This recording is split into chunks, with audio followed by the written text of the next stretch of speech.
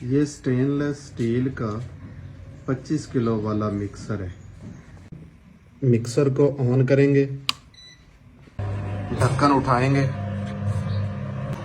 5 کلو soda ایش mixer کے اندر ڈال دیں گے، 2 کلو سوپ سٹون سوڈے کے اندر شامل کریں گے، آہستہ آہستہ 1 کلو سلفیونک ایسڈ اس کے اندر شامل کر دیں گے، 1 کلو وائٹ آئل اس کے اندر شامل کریں گے، 1 کلو نینسا بیس شامل کریں گے، 20 گرام رنگین دانہ اس میں شامل کریں گے،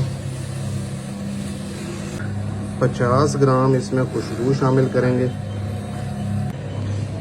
10 منٹ کے لیے ڈھکن بند کر دیں گے،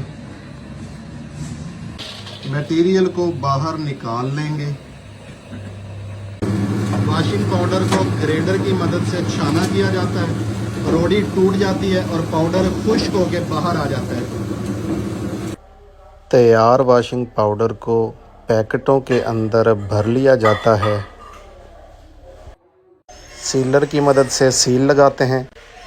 پیکٹ مارکیٹ میں دکانوں پر بکنے کے لیے بالکل تیار ہے۔